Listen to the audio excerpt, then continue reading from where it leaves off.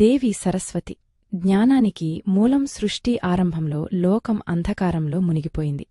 శబ్దం లేదు, భాష లేదు, జ్ఞానం అనే భావమే లేదు. అప్పుడు బ్రహ్మదేవుడు సృష్టిని ప్రారంభించాలనుకున్నాడు. కాని ఆలోచనలు ఉన్నా వాటిని వ్యక్తపరిచే శబ్దం లేకపోయింది. అప్పుడే ఆయన హృదయం నుంచి ఒక దివ్య తేజస్సు వెలిసింది. ఆ తేజస్సు రూపాంతరం చెంది తెల్లని వస్త్రాలు ధరించిన శాంత స్వరూపిణీదేవిగా అవతరించింది. ఆమెయే దేవి సరస్వతి. ఆమె చేతిలో వీణ శబ్దానికి ప్రాణం పోసే సాధనం, మరో చేతిలో వేదాలు జ్ఞానానికి మూలం, ముఖంలో శాంతి, కళ్లలో కరుణ. సరస్వతిదేవి తన వీణను మృదువుగా మీటింది. ఆ క్షణంలోనే లోకమంతా శబ్దంతో నిండిపోయింది. భాష పుట్టింది, అక్షరాలు జన్మించాయి, కవిత్వం ప్రవహించింది.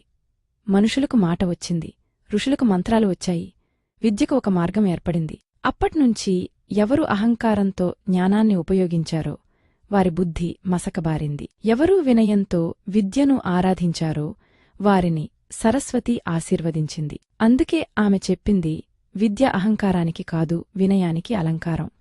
ఈరోజు ఒక విద్యార్థి పుస్తకం తెరిచే ముందు, ఒక కళాకారుడు సృష్టి మొదలుపెట్టే ముందు, ఒక సాధకుడు ధ్యానం చేసే ముందు మనస్ఫూర్తిగా పలుకుతాడు, ఓం ఐం సరస్వత్యై నమ.